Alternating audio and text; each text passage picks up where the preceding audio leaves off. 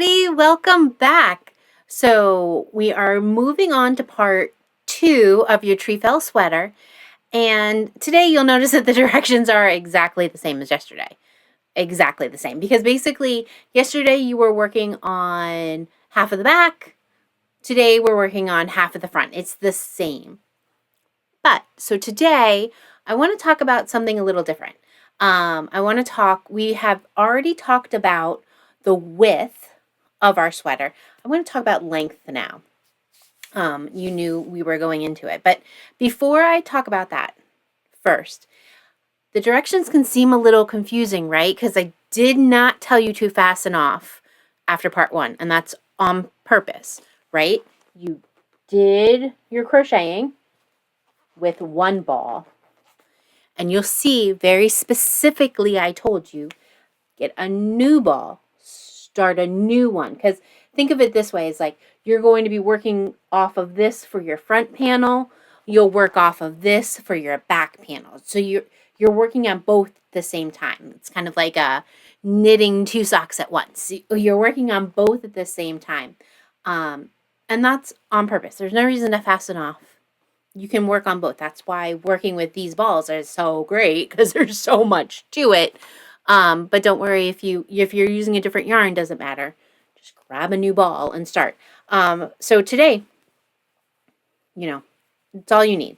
Again, make another one of these. So we're not going to review the stitch pattern. Nothing's changed. It's just make another one. So in that respect, today is kind of like oh, I got this, because you're just repeating it. The stitch pattern should probably start to get in your brain, and you're like, this is the when you can relax and watch TV, have fun, do something else while you're doing it. Hopefully it's getting there. But today I want you to think a little bit broader of your sweater. So you've picked the size this way, but let's talk about length. So on the schematic, I have everything listed. But what I'm going to make you do, just like I made you do with the width, is I want you to find your favorite cozy sweater and then measure the length. So let me show you what I mean. I'm wearing our Swan Show today, and it's big, it's cozy, it's oversized. That's what we're making. We're not making this sweater, but we're making a big, comfy, cozy thing, right? When it comes to length, what I want you to do is I want you to measure from your shoulder down to the bottom. What is this measurement? And please, please, please, don't stress out. Don't worry is it 1/4 of an inch? Is it 1/2 inch? No, I want to know ballpark figures, within an inch of what you like wearing. So this is what I like wearing. What do you like wearing? So this is the length that I overall would want to shoot for, right? That's what I want you to find. Now let's talk about how we're going to compare those two numbers. So of course, let's go back. Let's go onto the table and let's go check out the schematic again. Okay, so we'll start with a fresh, clean schematic because we did some damage to the other one. These numbers now are the ones I want you to look at. These are your numbers from the top of your shoulder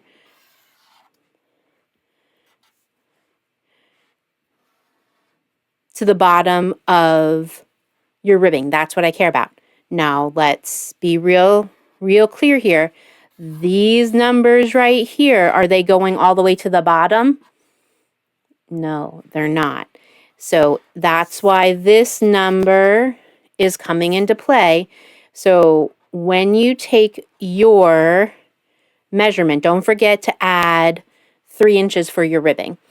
Of course, you could do less ribbing at the bottom of your sweater if you want to. That's up to you. But it is that total number is what I need to know what you need to know. What do you like wearing? I've done this with my daughter because this, our sample that we'll be working on, this is for her. That's why it's much smaller. So she went ahead and measured from the top to the bottom of her favorite sweater, and she got 22 inches. Well, I'm making her the smallest size, so it would be 20 plus 3. So this sweater is going to be 23 inches. Okay, great. That is pretty darn close. You know, our eyes aren't really going to see the difference. But if this difference was more than 2 inches, you're going to start to notice. So what can you do? Now, this is where it comes into play, our row gauge. So if you are getting gauge, let's talk about if you're getting gauge. If you are getting gauge, that would mean that for every row repeat, so it's going to tell you in the pattern to repeat rows 2 through 5. So think about it, 2, 3, 4, 5. That's 4 rows. I can tell you that when you repeat those 2 rows and you got gauge, that's 2 inches. So look at what your favorite length is, compare it to the schematic. This is what I mean by the schematic. So for the smaller sizes, it would be 23 inches in length. For the middle sizes, it's 25 inches in length. And for the next sizes up, it's 27 inches in length. If these numbers versus your favorite number, if these are longer or shorter, I want you to remove 4 rows or add 4 rows. That will give you 2 inches. It'll give you 2-inch segments. What I don't want you to do is just crochet to any amount, because then you might end up on a wrong row for your size when it comes to this shaping, and it'll be confusing. It's really easy to repeat an additional 4 rows or not repeat additional 4 rows to manipulate your sizes this way. Okay. Hopefully that made a little bit of sense. Now, what if you weren't getting the correct row gauge? And what if you want to hit these sizes, these lengths?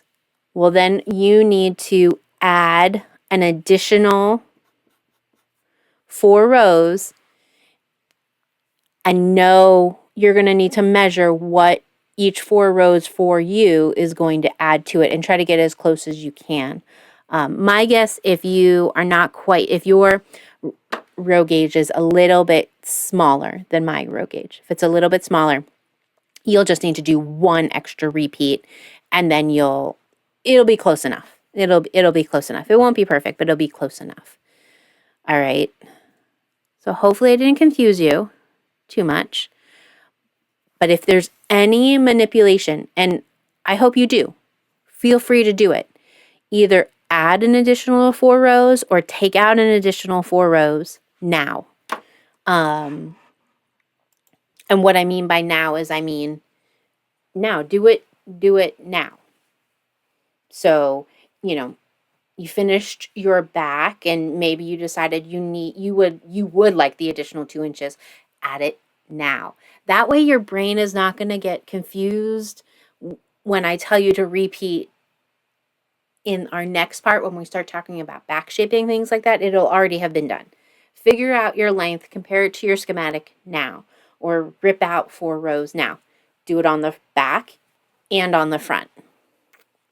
Or if this sweater really does quite well, if you like where your back is a little bit longer than your front, you could certainly do that now too. You could change it up a little bit. This sweater works perfectly for that. So if you do like a little bit of a longer back, you could add a little bit more and just have a longer back if you want. If not, please add or subtract 4 rows to get to the length that works for you. All right. I'm just going to let you crochet. So today is a fun day. Go enjoy crocheting another part of your sweater, and I will meet you back, and we're going to talk about back shaping next. All right, I'll see you shortly.